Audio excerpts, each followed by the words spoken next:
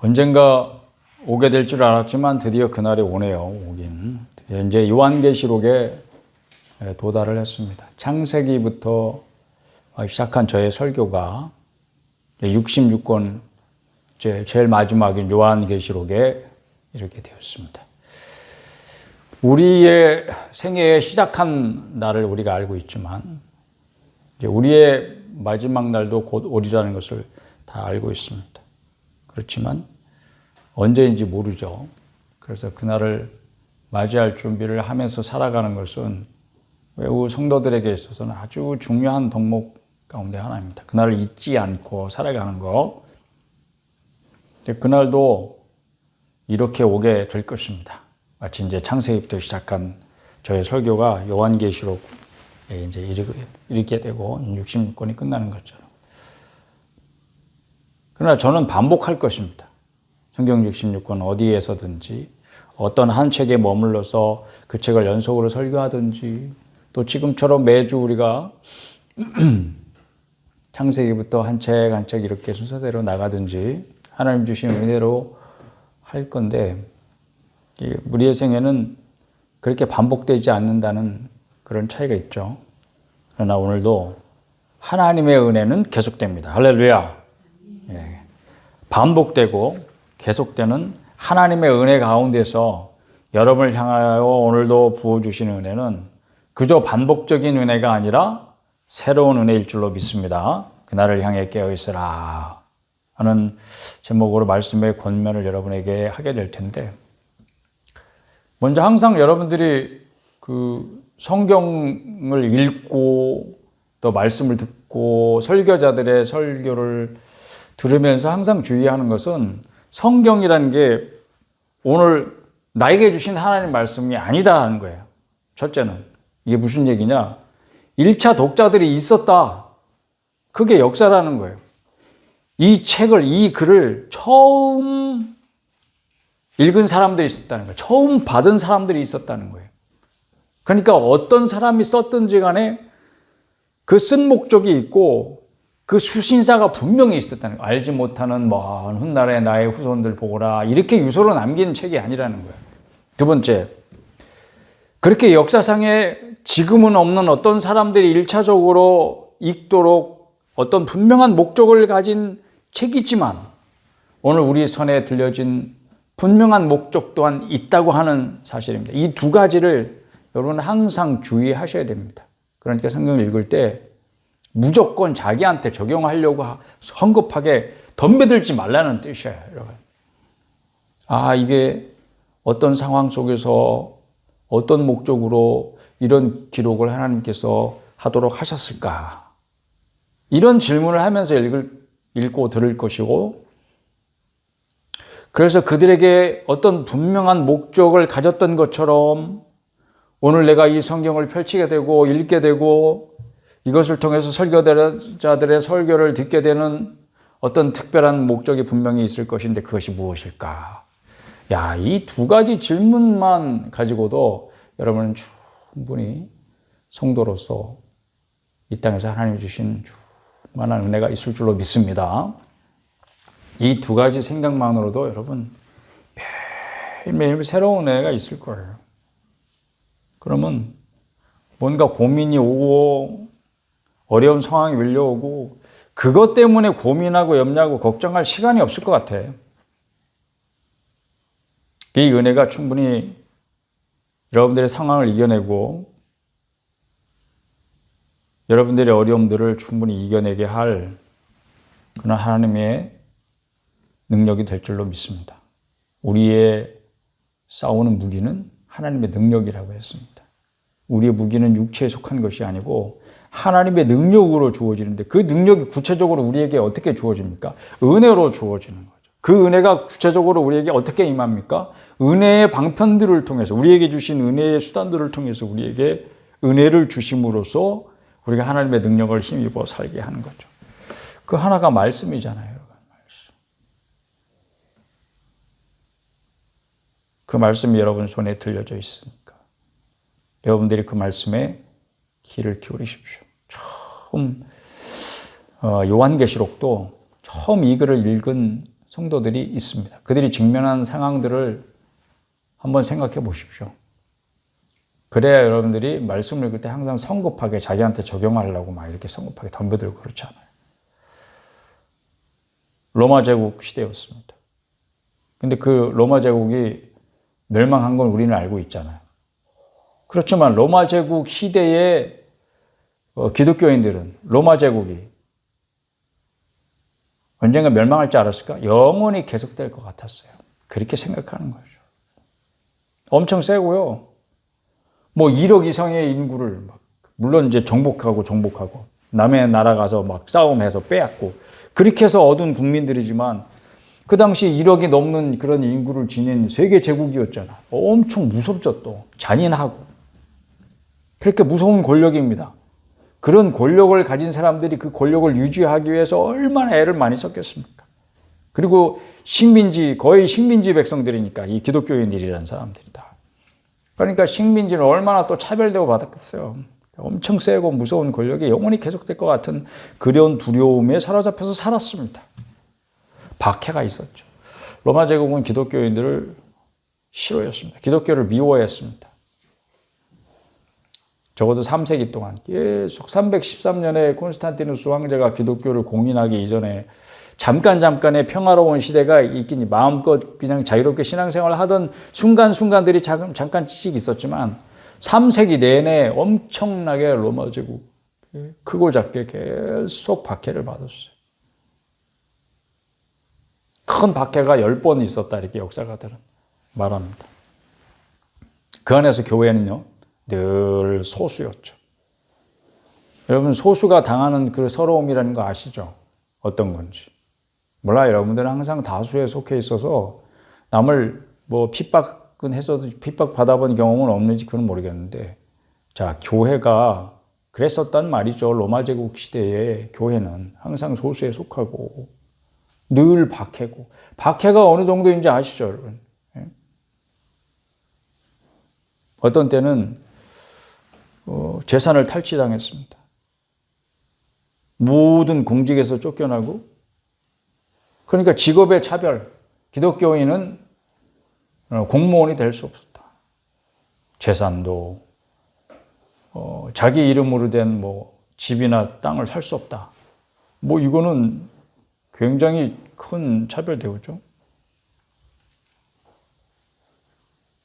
때로는 그것 때문에 폭력의 희생물이 되기도 했고 또 순교당하기도 하고 그러니까 이게 얼마나 자기의 생존에 위협이 되었겠습니까? 그런 상황 속에서 무슨 고민하겠어요? 어떻게 하면 살아남을 수 있을까? 어떻게 하면 교회가 살아남을 수 있을까? 이런 고민을 해야 했던 거죠. 저는 그래서 이제 요한계시록을 보면서 항상 그렇게 기도하지만 주여 이 계시록에 담긴 성도를 향한 메시지가 오늘 우리 성도들에게도 동일한 울림이 되게 하여 주옵소서. 그렇게 기도합니다. 그리고 그 구체적인 기록의 목적이 무엇이겠습니까? 어떻게 하면 살아남을까를 고민하는 성도들에게 뭘 하고 써보내야 되겠어요? 사도라면. 영적인 권위 외에는 아무것도 없는 연약한 요한 사도가 자기 자신도 반모섬이라고 하는 이 로마 제국에서 그 유배지로 사용하는 조그만 섬이거든요. 에게해에 있는 소아시아 그 서쪽에 지중 해변에 있는 조그만 섬이에요. 유배지란 말이에요. 거기 가 있어요. 그러니까 본인도 박해의 피해자고 희생자고 그러니까 그가 가지고 있는 교회에 대한 권위라고 하는 것은 사실은 영적인 권위지 아무런 무슨 정치적인 권력이 있는 것도 아니고 아무것도 아닌 사도가 그리고 아무 힘도 없는 교회에 글을 써서 보냅니다. 단순히 무슨 은혜를 나누고 싶어서일까요?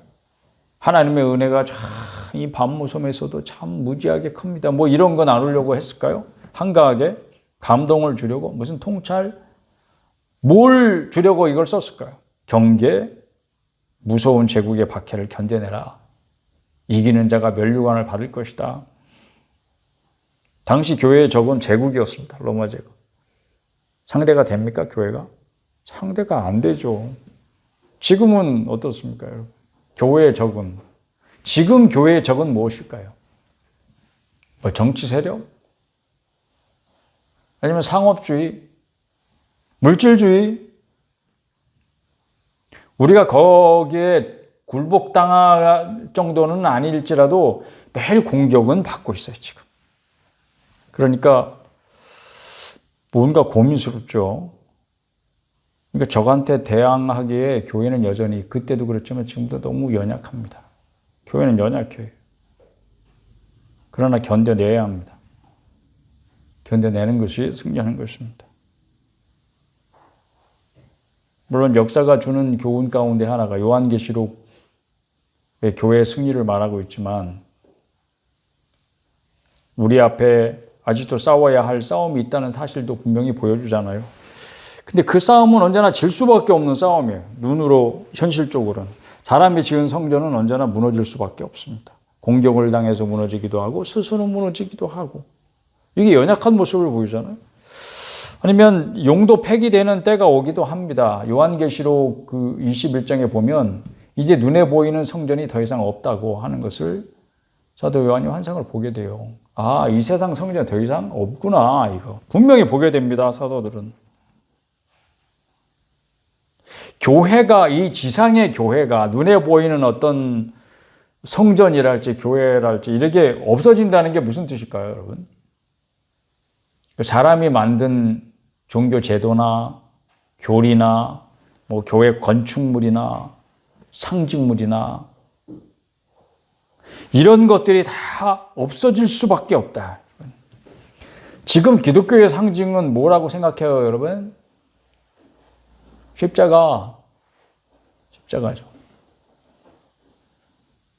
그런데 원래 십자가가 교회의 상징이 아니었어요. 그러니까 교회가 처음 세워지고 사도들이 그 전도하고 돌아다닐 때 뭘 십자가를 내세우고 다니거나 그러지 않았어요. 이게 나중에 사람들이 세워놓은 상징물이란 말이죠.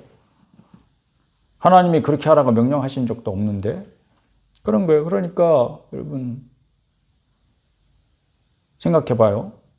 우리가 기독교인이어서 의례 이것이 당연하다고 생각하고 행하는 어떤 제도나 뭐 상징이나 중요하게 생각하는 어떤 교리나 어떤 제도나 시스템이나 다 없어질 것입니다. 그렇다고 교회가 사라질 것이냐? 그렇지 않다. 진리는 없어지지 않는다. 진리는 스스로를 변호합니다. 그러니까 우리가 애써서 진리를 변호하려고 할 필요가 없어요. 스스로 지켜낼 것이고 지금까지 진리는 스스로를 변호하고 훌륭하게 살아있습니다. 지금도.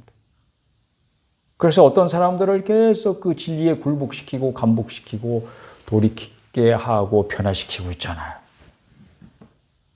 그렇지만 우리는요. 우리 자신은요. 내가 진리편에 속해 있음을 스스로 증명해야 합니다. 이건 누가 대신 해주지 않아요. 그게 무슨 얘기냐. 내가 가지고 있는 이 신앙이 내 생명을 바쳐서라도 지켜낼 만한 가치가 있는 것이라고 스스로 증명해야 된다는 뜻이죠. 여기에 고민이 있습니다. 고민이 있으면 고민을 해야 됩니다. 고민을 하셔야 돼요. 여러분 방법을 찾아야 합니다. 그 고민은 아이고 내가 어떻게 하면 더 잘 살 수 있는지 어떻게 하면 편안하게 살 수 있는지 어떻게 하면 일을 안 하면서도 굶어 죽지 않고 그냥 소득이 그저 수입이 그저 꼬박꼬박 들어오는 통장을 만들어낼 수 있는지 이런 게 아니라 어떻게 신앙을 지켜낼 것인지 개인적으로 보면 그렇죠. 내 신앙을 위협하는 것들이 알게 모르게 항상 있어요.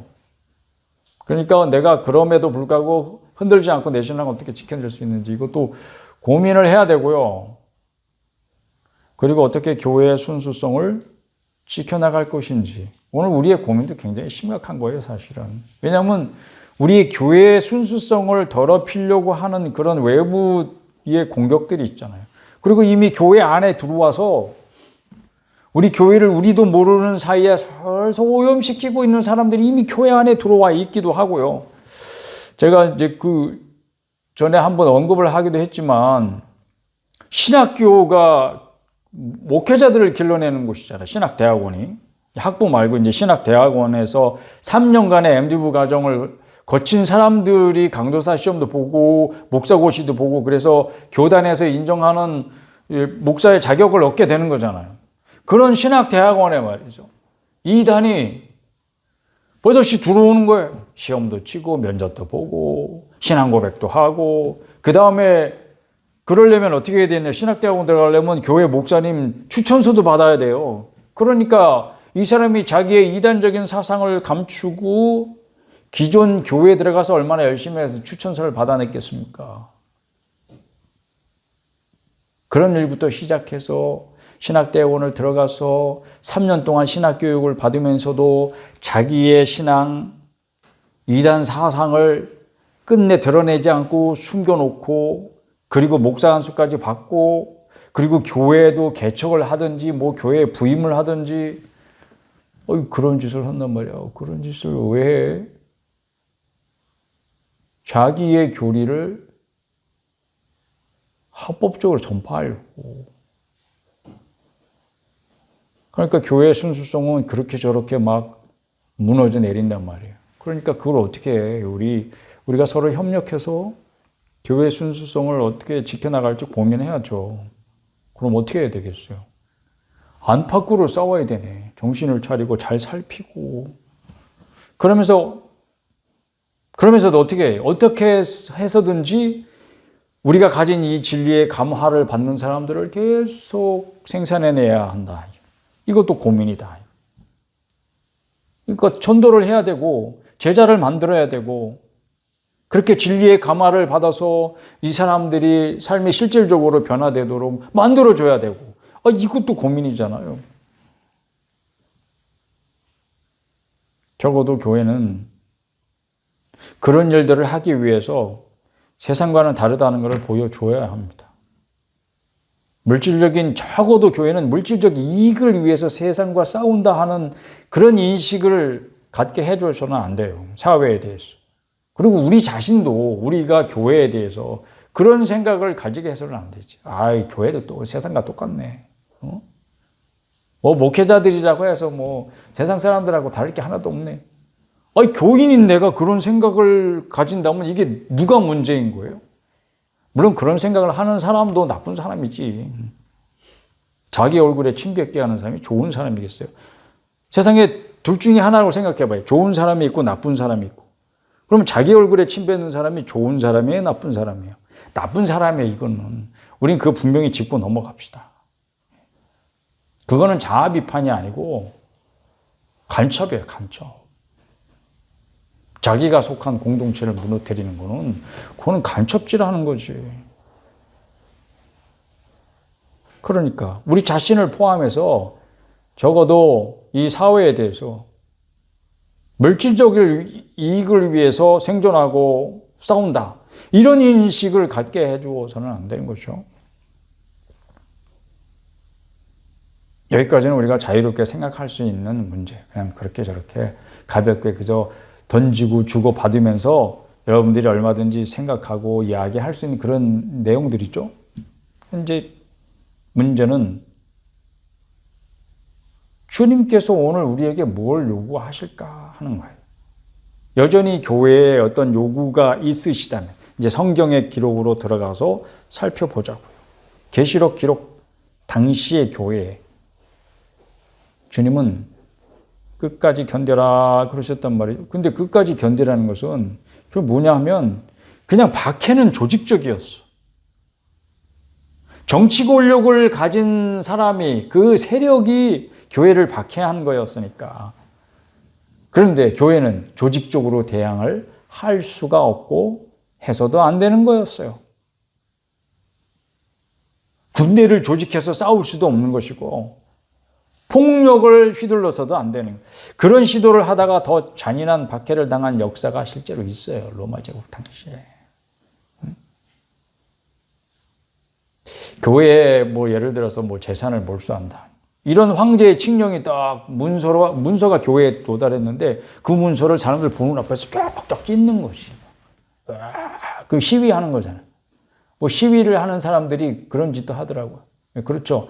뭐 남의 나라 그 국기를 뭐 태운다든지 뭐 인형을 세워놓고 거기다 불을 지른다든지 뭐 그러잖아요. 그게 좋아요, 여러분? 그렇게 하면 더 집요하고 잔인한 반격을 당할 뿐이에요. 지금 우리 교회에 주님은 무엇을 요구하시는가?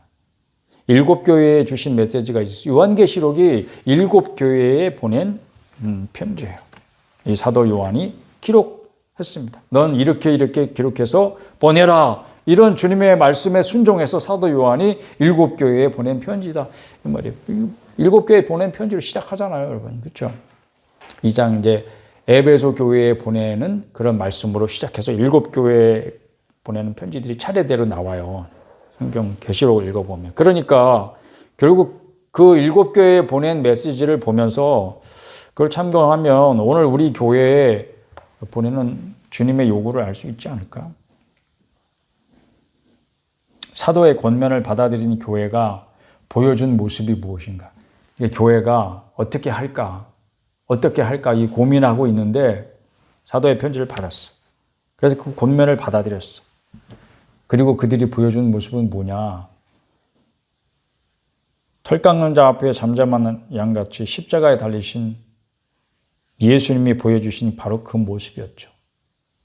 잠잠하고 연약하고 힘없는 모습이었습니다.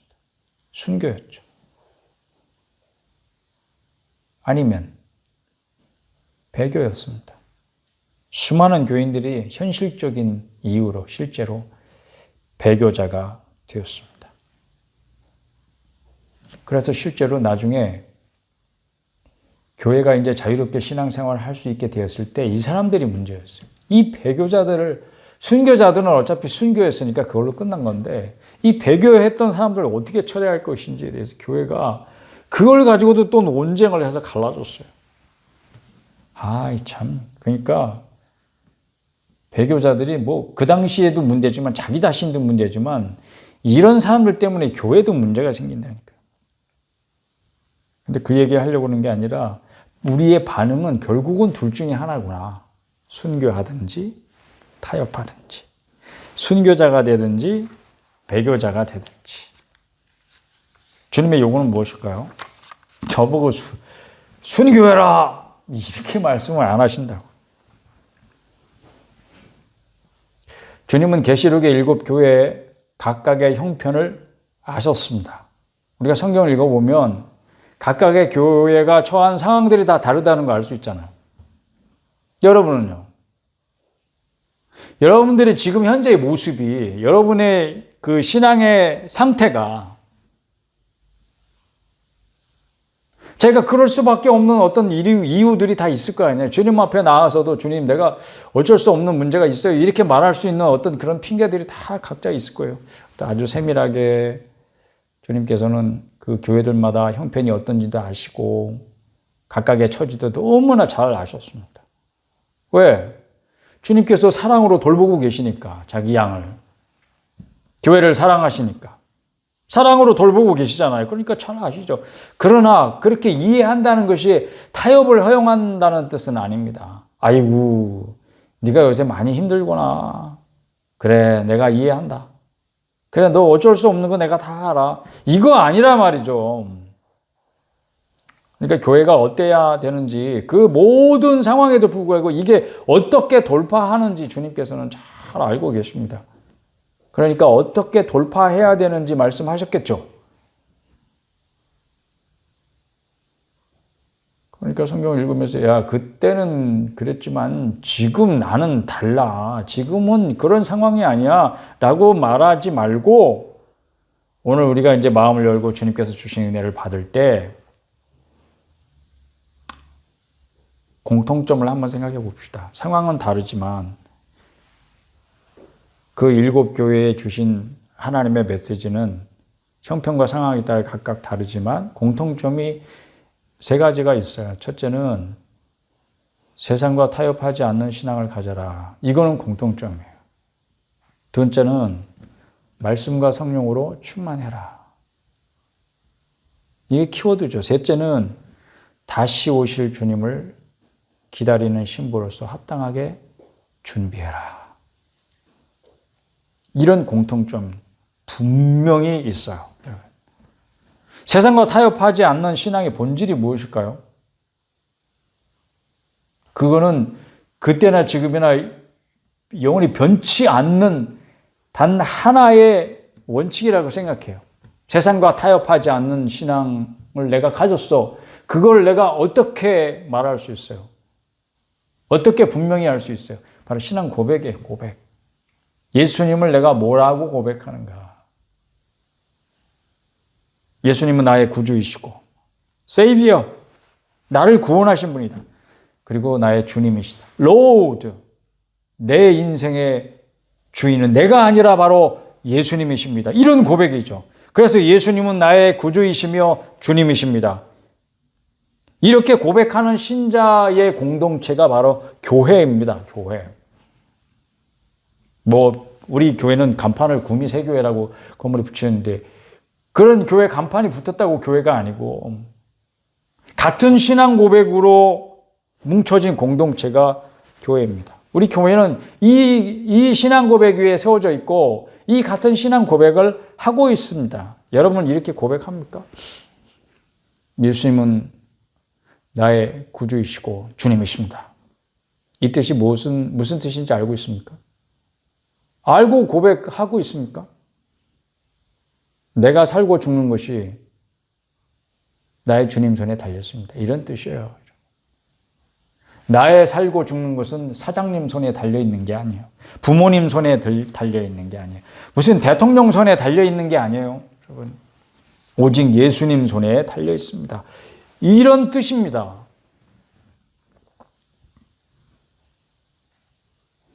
이해하고 믿는 것이 기독교 신앙이 아니고요. 이해하기 위하여 믿는 것이 기독교 신앙이래요. 무슨 얘기냐. 오늘도 힘겨운 현실 앞에 신앙이 그저 간달간달하잖아요. 근데 보면 주일날 교회 오는 거 말고는 도대체 월요일부터 토요일까지 내 자신의 삶을 보면 기독교인이라는 어떤 특징 전혀 나타나지 않아. 그래 교인이어서 예수 믿어서 좋은 게 도대체 뭔지 나타나는 것도 없고 보여지는 것도 없어. 그럼 뭐냐? 내가 가지고 있는 신앙이 무슨 액세서리도 아니고 떼었다 붙였다 이렇게 간당간당 위협받고 있어요. 그냥 이 현실이 너무 힘겨우니까 그래요. 근데 그럼에도 불구하고 요한계시록은 분명히 그런 교회를 보면서도 어떻게 말하냐면 하늘에서 하나님 보좌 앞에 있는 교회로 말해. 하나님 보좌 앞에서 뭐하고 있어? 하나님을 찬송하고 있어. 거룩하다, 거룩하다. 좀 전에 우리도 찬송했잖아요. 거룩, 거룩, 거룩. 아니 이거 찬송할 때마다 전율이 와. 그래. 그 다음 가사. 전능하신 주님. 그래. 그래, 우리 주님은 전능하셔. 전능이 뭐야? 하지 못하시는 일이 없는 분이야. 그러면 얼른 그 다음 생각. 근데 나는 왜 이렇지? 근데 우리 교회는 왜 이 모양이지? 이런 생각이 막 굴뚝굴뚝 일어나는 거야. 하나님은 전능하시다고 하는데 전능하신 하나님인 것을 믿고 있는데 그 전능하신 하나님을 모시고 사는 나는 왜 이러는 거야 도대체? 하나님의 전능이 왜 나한테는 적용이 안 되는 것 같지? 왜 우리 교회는 그 하나님의 전능이 적용이 안 되는 것 같지? 왜 이렇게 연약하지? 왜 이렇게 힘이 없지? 왜 이렇게 문제가 많지? 그게 현실입니다. 그래, 현실을 부정하는 게 아니에요, 기독교는. 그럼에도 불구하고 지금 우리 교회는 하늘에서 하나님 보좌 앞에서 뭐하고 있다고요? 거룩하신 하나님을 찬송하는 그런 천상의 교회라고. 축복을 누리는 교회라고. 이해할 수 없죠. 현실과 그리고 성경의 선포는 도저히 뭔가 이렇게 매치되는 게 없는 것 같은데. 그런데 그게 믿어진단 말이에요. 그게 이해할 수 없는 것이 믿어지는 그런 신앙을 하나님께 받아서 참된 신앙의 길을 가고 있는 게 바로 여러분의 모습이라고. 아주 뭐라 그러면 이걸 어떻게 표현해야 돼? 이게 모순이라고 해야 되나? 이율배반이라고 해야 되나? 머리로 논리로 이해할 수 없는 그것이 믿어지고 깨달아지고 알아지고 믿어지고 깨달아지고 내가 그것을 고백하고 할렐루야 그것 때문에 은혜 받고 그렇게 해서 참된 신앙의 길을 가는 분이 바로 여러분들이십니다. 할렐루야. 갈 바를 알지 못하고 간다는 말이 그런 거죠. 아브라함이 다 하나님 약속을 받았는데요. 그게 뭔지를 몰라요. 뭔지도 모르면서 하늘 밤하늘을 하나님 보여주시면서 하늘에 그때는 오염이 안 된 때였으니까 지금으로부터 4,000년 전에 하늘은 지금보다 깨끗했을까 더러웠을까? 여러분들은 그런 4,000년 전의 하늘을 보신 적이 없겠지만 지금도 강원도 산골짜기에 말이죠. 공기가 깨끗한 그런 시골 가서 밤에 누워서 하늘을 보시면 은하수를 볼 수 있잖아요. 그렇죠? 밤하늘에 엄청난 별들이 반짝이고 있는 걸 볼 수 있잖아요. 지금은 강원도는 별거 없더라고요. 가니까 산 넘어 그냥 환하게 불빛이 막 계속 밤새 그렇게 하늘을 밝히고 있으니까 별이 잘 보이지는 않더라, 이제는. 그렇지만 4,000년 전에 아브라함 당시에 밤하늘이 어땠을까요, 여러분? 얼마나 하늘에 막 별이 반짝반짝 했겠어요. 그 수를 세아릴 수 없는 별을 보면서 네 자손이 이렇게 많아질 거야. 그럼 예는 했지만 그때 아들이 있었어 없었어? 아들은 그냥 딸도 없었어. 그러니까 자식 없는 아브라함이 네 자손이 이렇게 별처럼 많아질 거야. 그럼 별 수를 세아릴 수도 없는데 내 자손이 많아질 거라고 예는 했지만 그게 무슨 뜻인지 알았겠어요? 도대체 어떻게 해? 현실은 아무것도 없는데 별은커녕 한 명의 자식도 없는데 그럼에도 불구하고 순종하여 걸음을 옮겼습니다. 그러니까 결국 약속의 땅에 아브라함이 도착하게 되잖아요.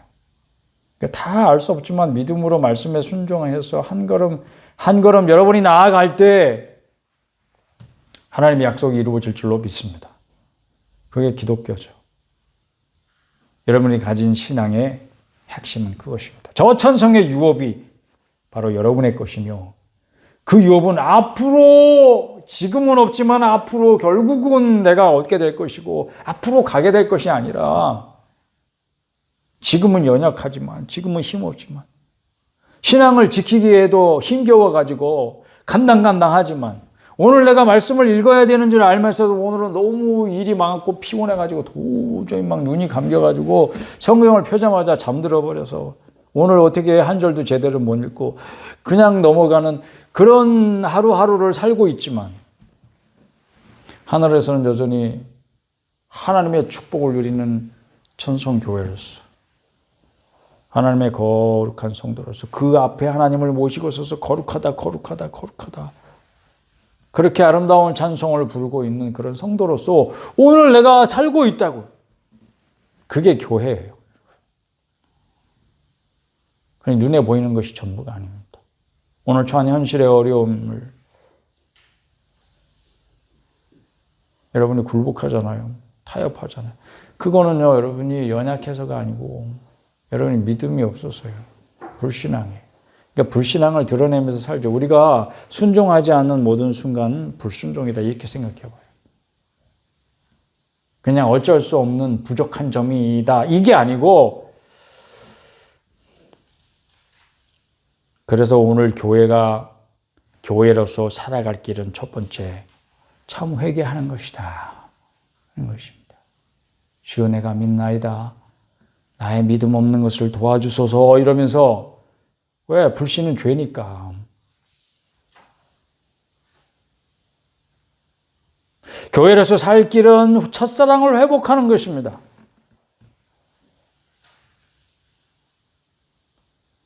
교회에서 살 길은 계속 열매 맺는 것입니다. 제자를 만들어내는 것입니다. 여러분과 같은 신앙을 가진 또 한 사람을 어떻게 해서든지 만들어내는 것입니다. 우리가 가진 신앙을 고백하고 예수님을 주로 모시고 그에게 복종하는 사람들을 계속 끊임없이 얻는 것입니다. 그래서 교회는 승리합니다. 승리할 것입니다. 오늘 요한계시록이 우리에게 주는 메시지는 딱 이거 하나입니다. 한 가지만 꼽으라면. 이렇게 뭐 첫째, 둘째, 셋째, 뭐 넷째 이렇게 하고 싶지는 않고요. 그래서 우리 교회가 오늘 붙들어야 할 그런 메시지는 무엇입니까? 주님 할 때 이거 한 가지, 교회는 승리한다. 믿어지지 않는데요. 지금도 어제도 그제도 제가 여러 번 상처를 입을 수밖에 없는 게 교회를 욕하는 사람들 때문에 그래요. 이게 교회의 어려운 모습, 연약한 모습, 부족한 부분들 드러내면서 스스로 자조하는 것 같이, 자기 비판하는 것 같이. 그런 사람들은 자기가 다 의롭다고 생각하고 그런 말을 하겠죠. 네, 교회를 비판하고 그런 모습들이 때로는 그렇게 수긍할 수밖에 없는 이야기도 해. 그렇지만 거짓말도 많아요.